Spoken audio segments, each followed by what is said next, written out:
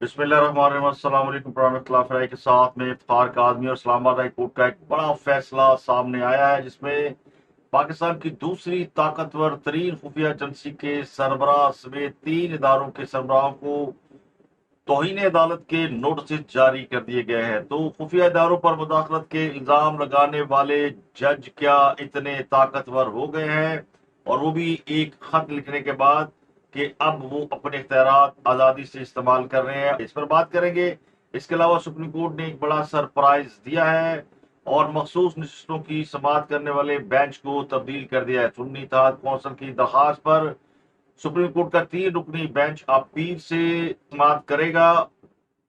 इस बेंच को 8 मई को समाअत करनी थी, लेकिन सुप्रीम कोर्ट का जो रोस्टर में वो तब्दील कर दिया गया है। अब ये समाअत 6 मई को होगी और जस्टिस मंसूर अली शाह 3 रुकनी बेंच की सरबराही करेंगे, जिसमें जस्टिस अतर मिनल्ला और जस्टिस मोहम्मद अली मजहर शामिल हैं। ये वो बेंच है।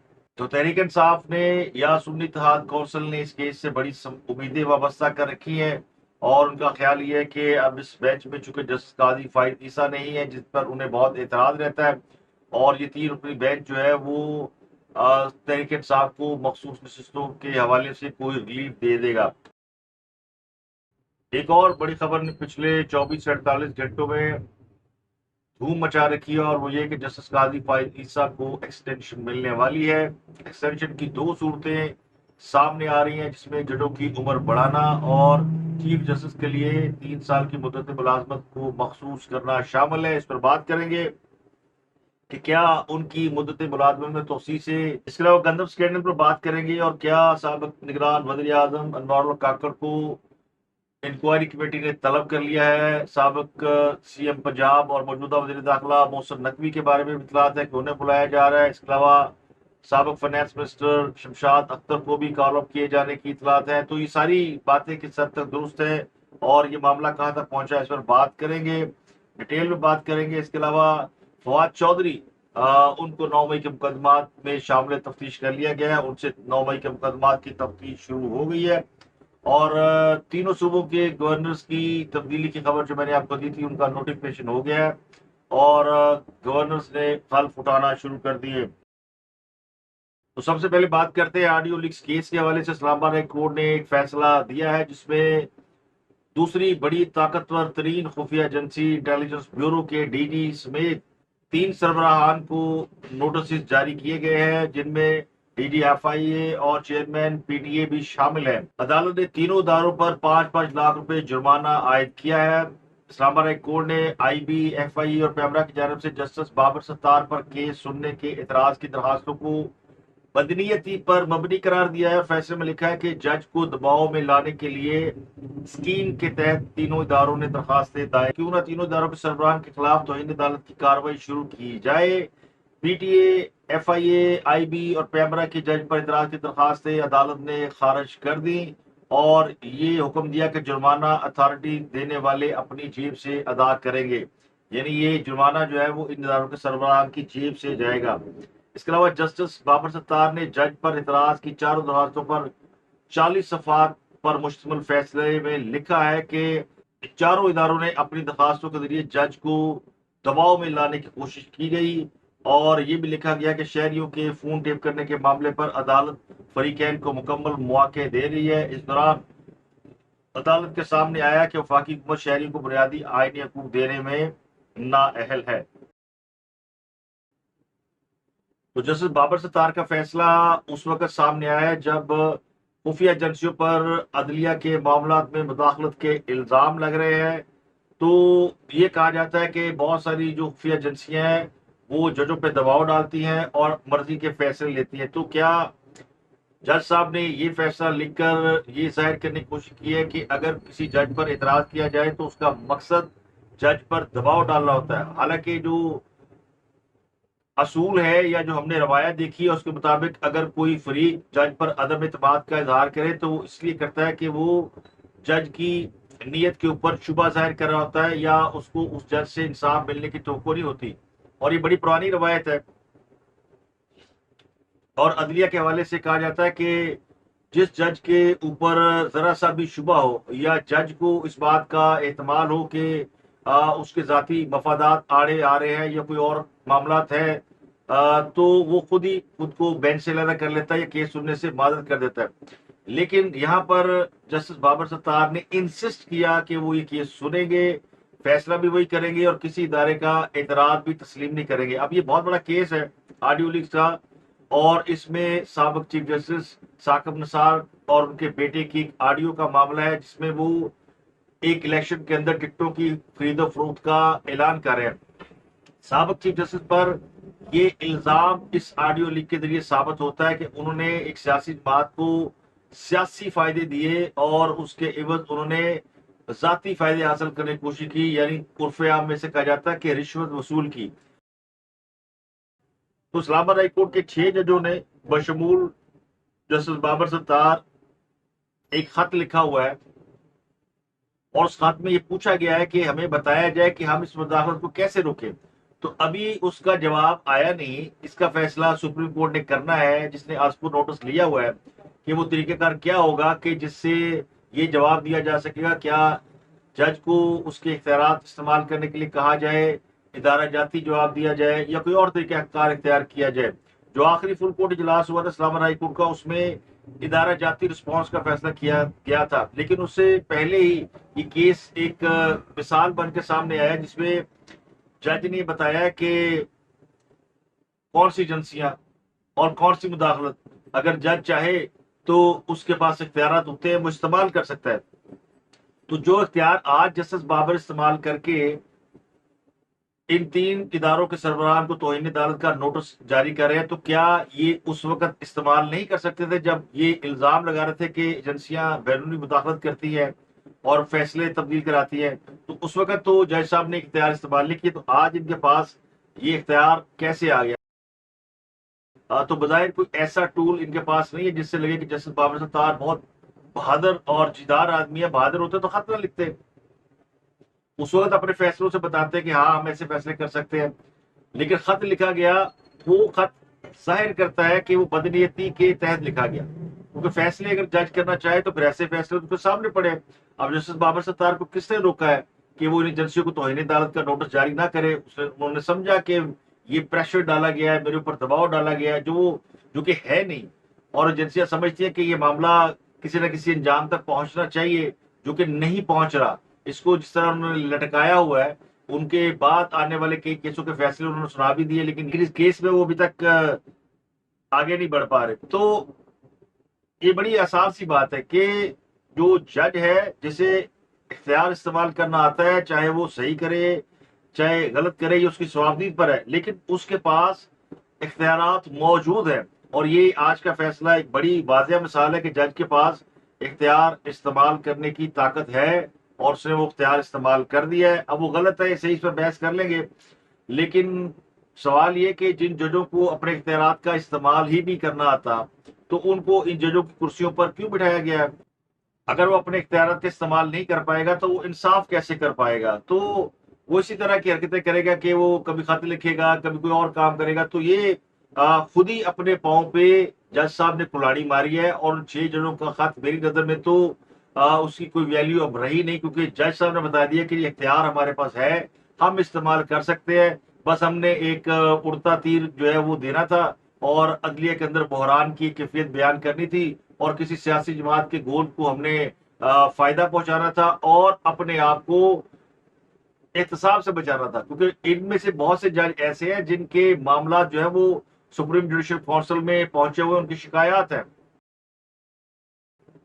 और खुद इस 6 रुकनी बेंच में से एक जो बहुत सीनियर जज है, उनके खिलाफ जो जुडिशल अफसरान है, जो यानी सिविल कोर्ट्स है, सेशन कोर्ट्स है, जो उनके मातहत आती है, उनके जजेस भी शिकायत कर चुके हैं कि ये इनकी लाइन पे कोई ना चले तो ये बहुत तंग करते हैं। तो ये एक केस जो है ना, वो मेरा ख्याल है कि जस्टिस काजी फाइजा के लिए बड़ा जबरदस्त मिसाल बन के सामने आया। वो कह सकते हैं कि देखे जज तो अपने इख्तियार इस्तेमाल कर रहे हैं, बज़ाहिर ये लग रहा है कि बड़ा काम किया उन्होंने और एजेंसियों को नथ डाल दिया है, लेकिन साथ ही उन्होंने जो अपना लिखा था ना, वो फिर अपने क्या कह सकते हैं उसको, मैं अभी कोई ऐसा लफ्ज इस्तेमाल नहीं करना चाहता जो तौहीन अदालत के ज़ुमरे में आए, लेकिन फिर से ये कहते हैं ना कि अपना ही निगल लिया जाए।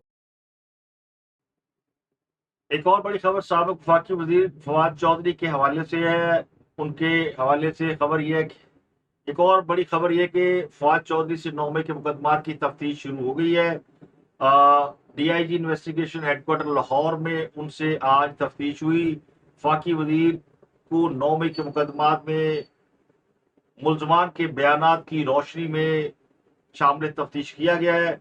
और जराए कहते हैं कि 9 मई के हवाले से जितने मुलजमान गिरफ्तार हुए उनमें से बहुत से ऐसे मुलजमान हैं जो कि फवाद चौधरी के इन वाकयात में मुलव्वस होने के शवाहद दे रहे हैं। तो उन्हें तलब किया गया था, तो चौधरी साहब ने मुख्तलिफ अदालतों से अपने लिए रिलीफ हासिल किया और शामिल तफ्तीश होने की दरख्वास्त की थी। इन तमाम मुकदमात में जो कि 9 मई के हवाले से उन पर दर्ज है, तकरीबन 36 मुकदमात हैं, इनमें उनकी अबूरी जमानत मंजूर हो गई है। तो थाना सर्वर रोड और मॉडल टाउन 2 थाने हैं जहां पर ये मुकदमा दर्ज है। इनमें वो मुकदमा भी है जो कि कोर कमांडर लाहौर के ऊपर हमले का मुकदमा है। तो इन सब मुकदमात में आज वो शामिल तफ्तीश हो गया और उन्हें बताया कि पुलिस ने उन्हें बुलाया था और उन्हें अपना बयान रिकॉर्ड करा दिया है। फवाद चौधरी का मौकफ ये कि उनका इन केसेस से कोई ताल्लुक नहीं, पता नहीं उनको क्यों बुला के इसमें तंग किया जा रहा है। इसके अलावा सुप्रीम कोर्ट के हवाले से एक और खबर ये कि सुप्रीम कोर्ट ने अटॉर्नी जनरल को फौजी अदालतों के 20 अफराद के मुकदमात के फैसले अदालत में जमा करवाने का हुक्म दे दिया है। 24 अप्रैल को सुप्रीम कोर्ट में सिविलियन के फौजी अदालतों में ट्रायल केस की समाअत हुई थी, उसका आज तहरीरी हुक्मनामा जारी कर दिया गया है। हुक्मनामे के मुताबिक वकला ने अदालत से अटॉर्नी जनरल को 20 अफराद के फैसले तलब करने की सजा की थी। तो अदालत ने अटॉर्नी जनरल को हुक्म दे दिया है कि इस फैसले पर अमल किया जाए और जिन अफराद को रिहा किया गया है उनके फैसलों की तफसीलात अदालत में जमा कराई जाए। और हुक्मनामे के मुताबिक लार्जर बेंच के मामले पर वकला की गुजारिशात का कमेटी फैसला करेगी। तो तहरीर हुक्मनामे में जस्टिस हसन अजहर रिजवी ने मामला शहरियों की आज़ादी का करार दिया और इसे दोबारा जल्द समाअत के लिए मुकर्रर करने की ऑब्जर्वेशन दी। इसके अलावा एफबीआर ने टैक्स रिटर्न फाइल न करने पर 5 लाख से जायद अफराद की सिमें बंद करने के लिए पीटीए को एक लेटर लिखा था, जिसका पीटीए ने जवाब दे दिया है और सिमें ब्लॉक करने से इनकार कर दिया है। पीटीए के मुताबिक एफबीआर को एक खत लिखा गया है जिसमें यह कहा गया है कि सिमें ब्लॉक करने का अमल उनके फ्रेमवर्क से मुताबिकत नहीं रखता और सिम बंद करने के हुक्म पर अमल दरामद के पाबंद नहीं है। खत में यह लिखा गया है कि पाकिस्तान में सिर्फ 27% खवातीन ऐसी हैं जो अपने नाम पर निकाली गई सिमें इस्तेमाल करती हैं। इसके अलावा खवातीन और बच्चों की सिमें उनके बड़ों के नाम पर होती हैं। अगर सिमें बंद की गई तो ई कॉमर्स और ट्रांजेक्शन का अमल मुतासर होगा। पीटीए ने एफबीआर को लिखा है कि भाईजान को और काम करो, अगर टैक्स वसूल करना है तो सिमें बंद करने की बजाय कोई और तरीके का ढूंढे। सिमें बंद नहीं होगी और ना ही लोगों को तंग किया जाएगा। एफबीआर ने 6 लाख से जायद टैक्स ना देने वाले अफराद की निशानदेही की थी और सिमें बंद करने के लिए बाकायदा एक लेटर लिखा था जिस पर उन्हें साफ इनकार हो गया। गंदम दरामद स्कैंडल की तहकीकाती कमेटी ने काम शुरू कर दिया है और जराये के मुताबिक कमेटी ने निगरान दौर के सेक्रेटरी फूड मोहम्मद महमूद से पूछगिछ की है। जराये के मुताबिक तहकीकाती कमेटी का इजलास सेक्रेटरी काबीना कामरान अली अफजल की सरबराही में हुआ। इजलास में गंदम की दरामद से पैदा होने वाली सूरत हाल और पहली तहकीकाती कमेटी की रिपोर्ट का जायजा लिया गया। जराये के मुताबिक इस कमेटी ने बहुत से आम अफराद को तलब करने का फैसला कर रखा है और मीडिया में खबरें जारी करते थी कि निगरान वज़ीर आज़म अनवारुल्लाह काकड़ को भी तलब किया गया है, जबकि साबिक finance minister doctor Shamshad Akhtar को भी तलब किया गया है। लेकिन बाद में इस खबर की वफाकी काबीना के जो सेक्रेटरी हैं जो इसकी तहकीकात कर रहे हैं उन्होंने वजाहत कर दी कि इन दोनों हजरात को तलब नहीं किया गया। तो मैंने आपको बताया था कि गल बद गई मुख्तियारिया। अनवारुल हक और डॉक्टर शमशाद अख्तर दोनों एस्टेब्लिशमेंट के करीब समझे जाते हैं और उनकी तलबी का मतलब या मकसद ये होगा कि फिर मामला जो है वो आगे निकल गया। तो सेक्रेटरी काबीना की वजाहत ये बताती है कि इस मामले में बड़ी एहतियात से काम लिया जा रहा है। दूसरे निगरान वज़ीर आज़म अनवारुल हक काकड़ गंदम दरामद करने के अपने फैसले पर डट गए हैं और कहते हैं मैं फैसले को ओन करता हूँ कि मुल्क में 4 मिलियन मैट्रिक टन का गैप था। प्राइवेट सेक्टर ने 3.4 मिलियन मैट्रिक टन गंदम इंपोर्ट की थी, अभी भी 6.6 का गैप मौजूद है। انوار اللہ کاکڑ کا یہ بھی کہہ رہا تھا کہ گندم کا جہاز راستے میں ڈوب جاتا تو پاکستان کے ڈالر نہیں پرائیویٹ پارٹی کا پیسہ ڈوب جاتا. تو وہ ابھی تک اپنے موقع پر قائم ہے کہ انہوں نے جو بھی کیا وہ درست کیا، اور وہ یہ بھی کہتے ہیں کہ اگر عوام کو سستی روٹی دینا جرم ہے تو وہ اس کی سزا قبول کرتے ہیں. جو چاہے انہیں سزا دی جائے. تو روٹی سستی کرنے کا کریڈٹ بھی نگران وزیر اعظم وہ لے رہے ہیں. رائے کے مطابق نگران دور کی دیگر اہم شخصیات وزراء و وفاقی سیکرٹری کو بھی تحقیقات کے لیے اتوار کے روز طلب کیا گیا ہے، اور وزیر اعظم نے پیر کے روز تک حتمی رپورٹ مانگی ہے. اس کی وجہ یہ کہ پیر کو وزیر اعظم کی ملاقات میاں نواز شریف سے ہے، اور وہ انہیں اس بحران کے حوالے سے مکمل تفصیلات سے آگاہ کریں گے. تحقیقات کے بعد کارروائی کے لیے معاملہ نیب ایف آئی کے سپرد کرنے کی آپشن بھی زیر غور ہے، اور یہ بھی کہا جا رہا ہے کہ کوئی بڑا انکوائری کمیشن بھی اس پر بنایا جا سکتا ہے. پیپل پارٹی نے کابینہ میں واپسی کے اشارے دے دی ہے، اور ذرائع کے حوالے سے یہ کہا جا رہا ہے کہ پیپل پارٹی فیڈرل کابینہ میں 8 وزارتیں لینے پر آمادہ ہو گئی ہے. اس کے علاوہ پنجاب میں بھی انہیں کیبنٹ کا حصہ بنایا جائے گا. کل جب یہ ملاقات ہوئی بلاول بھٹو اور شہباز شریف کے درمیان، اور پنجاب اور خیبر پختونخوا کے گورنر کی تقرری کے حوالے سے معاملات آگے بڑھے، تو اسی اجلاس میں اسی ملاقات میں فیصلہ کیا گیا کہ گورنرز کو اسی صورت میں اپائنٹ کیا جائے گا جب پیپل پارٹی وفاق میں ذمہ داری اٹھائے گی. تو بلاول بھٹو کی جانب سے آمادگی ظاہر کرنے کے بعد ہی پنجاب میں اور سندھ میں گورنر کی تعیناتی کا عمل شروع ہو چکا ہے. اس معاملے کو آصف علی زرداری صاحب نے پوری طرح انڈوز کیا ہے، اور فیصل کریم کنڈی نے خیبر پختونخوا کے نئے گورنر کا حلف اٹھا لیا ہے. تو گورنر کی تعیناتی کو کابینہ میں شرکت سے مشروط کیا گیا تھا، جسے پیپل پارٹی نے بالآخر مان لیا ہے، اور رائے کہتے ہیں کہ اگلے چند دنوں میں پیپل پارٹی فیڈرل کیبنٹ کا حصہ بن جائے گی. اس سے پہلے بلاول بھٹو اس بات سے انکار کر چکے ہیں، اور یہ معاملہ وہ اپنی سینٹرل ایگزیکٹو کمیٹی کے سر پر ڈالتے ہیں کہ ہم کسی صورت حکومت کا حصہ نہیں بنیں گے. لیکن بالآخر جو ہے وہ ان کو یہ معاملہ یہ مطالبہ ماننا پڑا ہے، اور وہ اس وقت وفاقی حکومت کا حصہ بننے کے لیے تیار ہے.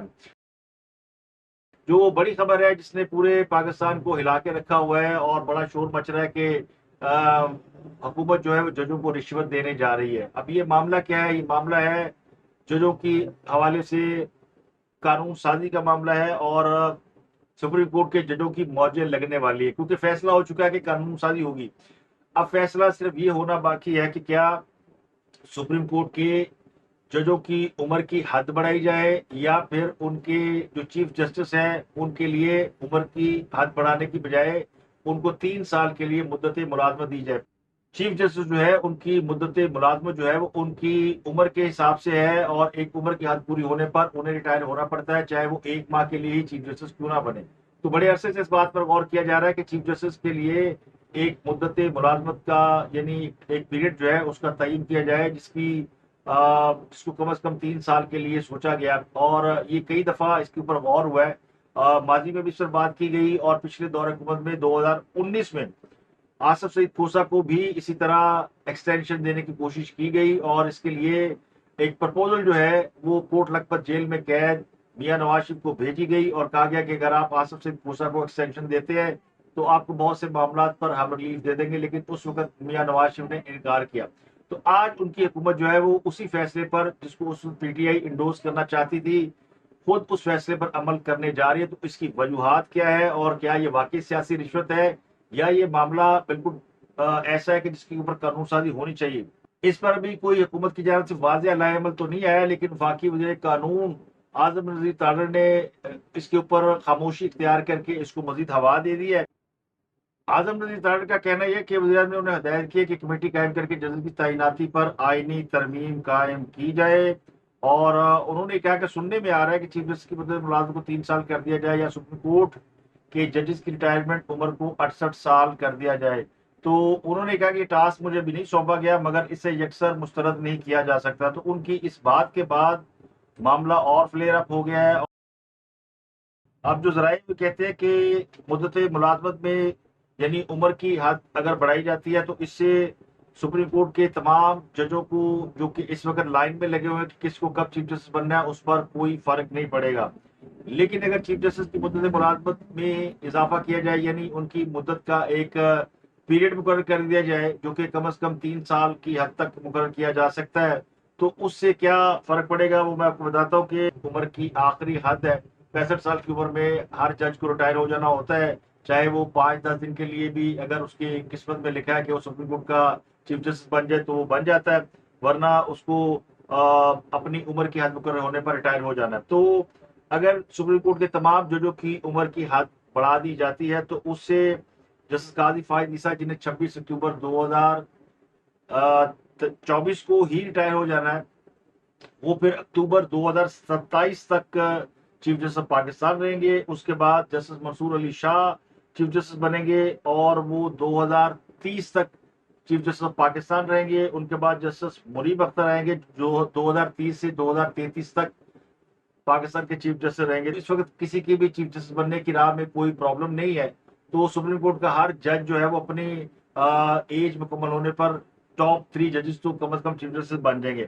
لیکن اگر چیف جسٹس کی مدت ملازمت 3 سال کر دی جاتی ہے تو اس سے یہ ہوگا کہ چیف جسٹس جسٹس قاضی فائز عیسیٰ وہ سپٹمبر 2026 تک جو ہے وہ چیف جسٹس آف پاکستان رہیں گے، اور اس کے بعد justice Mansoor Ali Shah chief justice of Pakistan بنیں گے جو سپٹمبر 2029 تک رہیں گے، اور جسٹس منصور علی شاہ جو نومبر 2027 میں ریٹائر ہو سکتے ہیں ان کو مزید 2 سال مل جائیں گے، اور جسٹس منیب اختر وہ نومبر 2027 میں ان کی عمر کی حد 68 سال ہو جائے گی تو وہ پھر اس لسٹ سے خارج ہو جائیں گے۔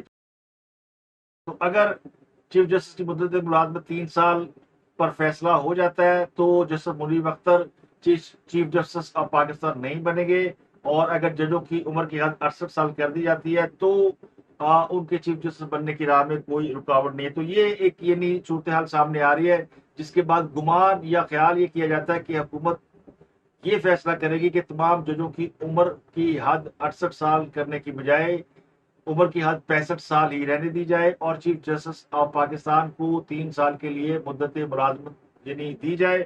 تو حکومت کے لیے یہ قانون سازی کرنا کوئی مشکل نہیں ہے، حکومت کے پاس قومی اسمبلی میں 2/3 میجورٹی موجود ہے، اور تحریک انصاف کا یہ الزام ہے کہ چیف جسٹس آف پاکستان کو تحریک انصاف کے خلاف فیصلے کرنے پر نوازا جا رہا ہے۔ ماضی میں یہی P T I justice Asif Singh کھوسا کے لیے ان کو ایکسٹینشن دینے کے لیے پوری طور پر تگودو کر رہی تھی اور زور لگا رہی تھی، لیکن وہ اس میں کامیاب نہیں ہو سکی۔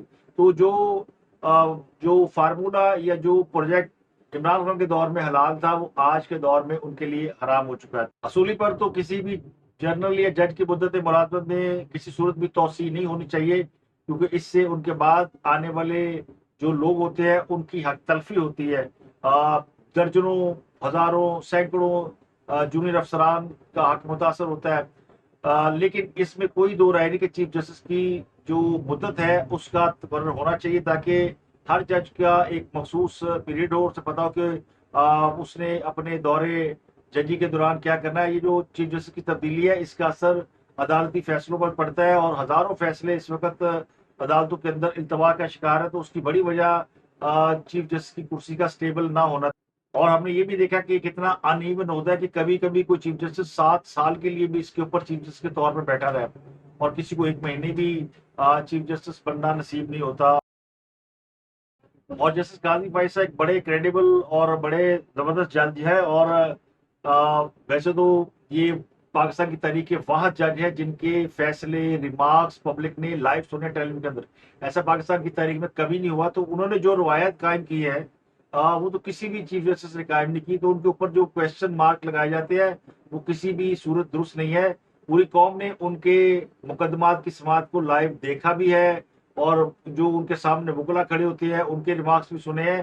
تو وہ جو پہلے ایک ابہام پیدا کیا جاتا تھا کہ چیف جسٹس جو ہے وہ کانا پوسیاں کر کے کوئی فیصلے کہیں سے لکھے آتے ہیں، کوئی پرچی آ جاتی ہے، تو وہ قوم نے نہیں دیکھے۔ چیف جسٹس قاضی فائز کو اگر یہ میری ذاتی رائے ہے کہ اگر انہیں 3 سال کی مدت ملازمت ملتی ہے تو یہ پاکستان کی عدلیہ کے لیے بڑا ہی اچھا اور مناسب فیصلہ ہوگا، اور جسٹس منصور علی شاہ کی حق تلفی بھی نہیں ہوتی، ان کا بھی چانس موجود ہے کہ وہ اگلے چیف جسٹس بنے، اور وہ بھی بڑے اپرائٹ قسم کے چیف جسٹس ہوں گے، یہ میری توقع ہے، کیونکہ وہ جج تو بڑے اچھے ہیں۔ تو اب تک کے لیے اتنا ہی، آپ سے ملاقات ہوتی ہے اگلے ویلاگ میں۔ اپنا کرتے ہیں، آپ لوگوں کو بہت خیال رکھیں۔